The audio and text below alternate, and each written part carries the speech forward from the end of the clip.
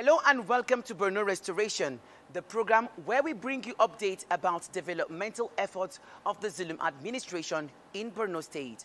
I am Jessie Tafida. In the past decade, Borno State has been at the center of national and international attention due to conflict and the struggle to rebuild the state and after the devastation. As the state continues to recover, rebuild and reshape its image, the role of the media and those who speak on behalf of the government becomes more critical. Today on the program, we focus on how information is managed, narratives are framed, and citizens informed towards influencing not just perception, but policy, peace, and progress. But before that, let's take a look at what is happening in the state on Borno today.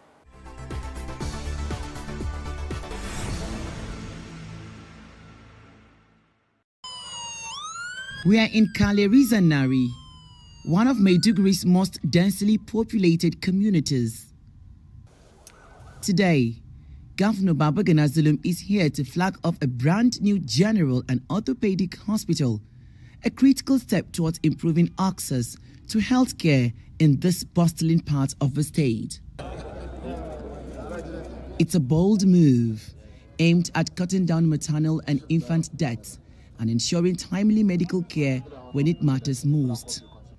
According to the governor, the new hospital will offer comprehensive services from maternal care and child immunization to pediatric treatment, helping to ease the burden on families who often travel long distances for basic health care. Maiduguri has a population of about 3 million with no orthopedic hospital on ground. So we are planning up the construction, and we also plan up construction of another general hospital at the outskirts of Maiduguri, which is also very, very important. All these things, these projects are geared towards improving the standard of living of the people of Borno State. So on this note, I want to commend the people of Borno State. I want to commend the federal government. Before the expiration of the tenure, people will witness many more projects, inshallah. From healthcare to humanity, the governor's next stop was the Maximum Security Custodial Center in Maiduguri. There he granted a presidential-style pardon to 66 inmates, a gesture of hope and second chances. That was not all. The remaining inmates also received food items and cash support, a message, he says, of inclusiveness and compassion on Democracy Day. And then, it was back to infrastructure. Governor Zulum officially commissioned 6 new roads projects stretching across strategic parts of the state. He says this is just the beginning, promising more life-changing projects before his tenure winds down. From health and justice to road and reform, Democracy Day in Borno came with a message: development, inclusion, and a government determined to leave no one behind.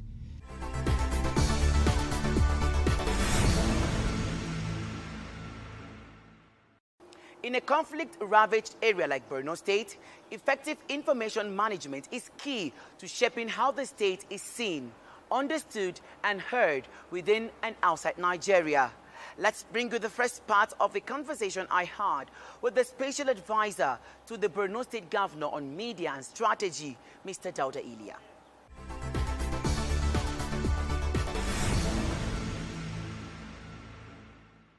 Welcome to Borno Restoration. Thank you. As the special advisor to Governor Zulum on Media and Strategy, kindly describe the administration of Governor Babagana Zulum. Yes, thank you. Then the humanitarian phase, and now we are in the recovery phase. So during the humanitarian phase, he provided intervention supported by the federal government and development partners, because at that time, most of the people in the affected areas don't have the opportunity to farm or do business activities. So they depend solely on the humanitarian support that will be given to them by government and other partners. But he stressed and emphasized that the situation cannot be sustained, leaving people in IDP camps and also provide them with humanitarian support. As he envisaged that if we continue to leave these people in IDP camp, there will be a time when government cannot sustain this intervention. So he designed a program under the Durable Solution Strategy to ensure that people are relocated back to their communities and provide them with livelihood intervention. And like he envisioned, the current situation, the current economic situation now that we are in, had it been these people who are not moved back to their communities, government cannot afford to give these people a resettled in a dignified manner, resume their normal business and livelihood activities, and ensure that Borno fully recovers from the insurgency.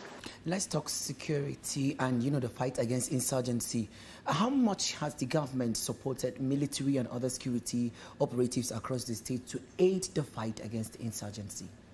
Okay, like I said during my initial comment, that security is the topmost priority of Professor Babagana Zulum's administration. And as you know, this is the primary or cardinal objective of any government. His Excellency felt that he needs to support the security agencies because they are also supporting the state government and improving the safety of the people.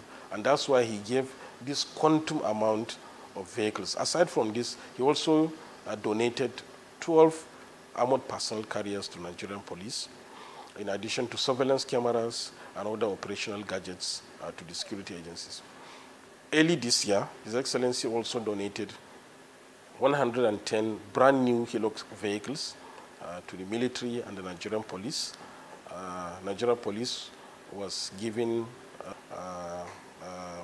a benefit from the peace process of His Excellency's administration. So, yes, His Excellency is trying and has continued to invest in the security aspect of it. Recently, when the Minister of Defense came, His Excellency quite mentioned that aspect, that he's committed to ensure that every kobo of his administration is invested in the security sector, because the nexus between security, peace, security, and development, like His Excellency continued to highlight, he promised that the IDP camp in Manguno will be closed before the end of this year, because in that camp, there are people from Marte, Kukawa, parts of Ganzei, Gudumbali, among other local government areas.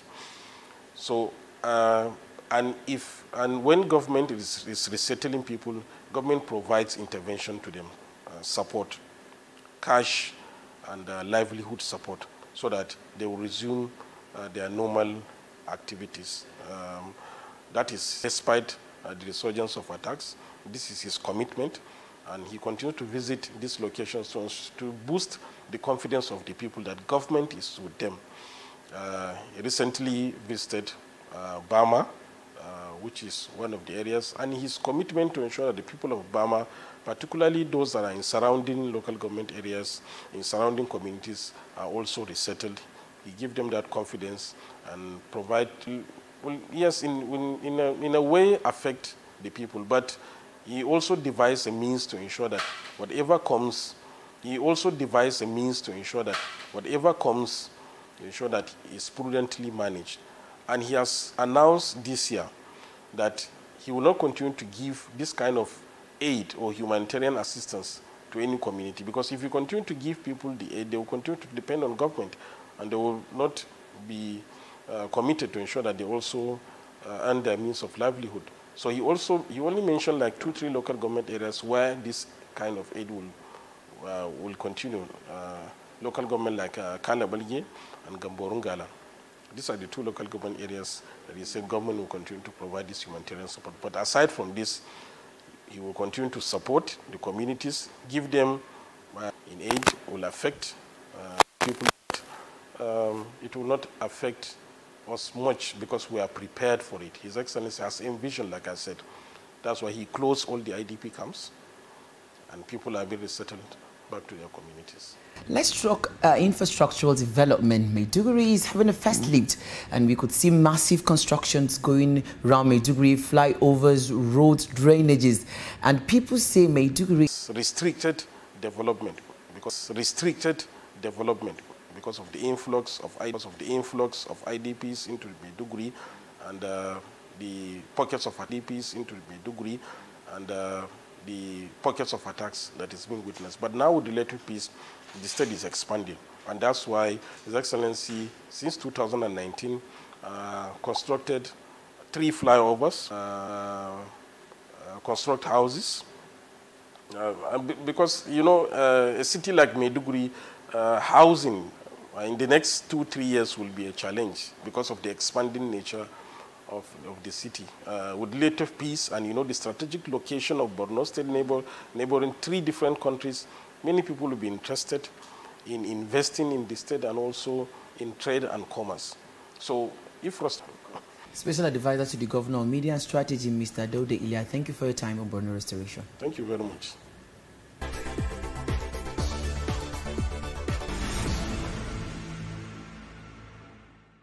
And that's the much we can take on this episode of Borno Restoration. Many thanks for watching. Next week, it will be a fresh episode. I am Jessie Tafida. See you next time. Goodbye.